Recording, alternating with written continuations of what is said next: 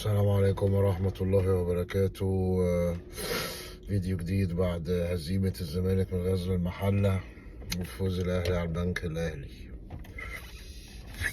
أنا عايز أوجه رسالة لمرتضى منصور يعني بصراحة.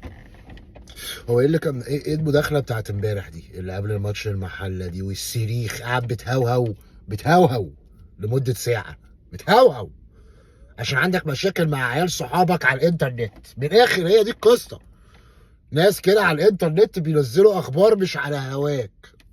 مين هيثم وشبانه وعكاشه مين الناس دي؟ ايه ده؟ قاعد بتهوهو في ايه؟ قاعد بتهوهو في ايه؟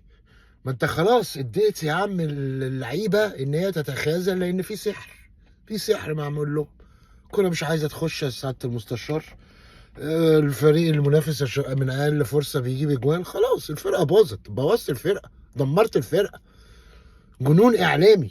انت عندك حاجه في مخك والله العظيم. انا ما بهزرش، في حاجه هنا في المخ. عامل لي مؤتمر صحفي، قاعد بتشخط وتنطر، وقال جايب لي شويه عيال ايه قال يسالوك اسئله، قاعد بتشخر وتنطر فيهم برضو. حاجه غريبه، كلهم عيال صغيره من الانترنت. انت مالك انت بالانترنت وصفحه مختلط؟ ولا انت مالك انت؟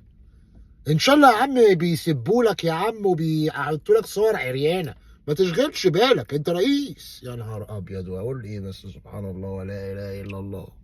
اقول ايه؟ وخلاص 11 نقطه، دوري روح. اسامه نبيه ايه؟ بعد ما طفشته جايبوا لي اسامه نبيه مع اسماعيل يوسف اللي اقدم منه عشان المشاكل تبتدي.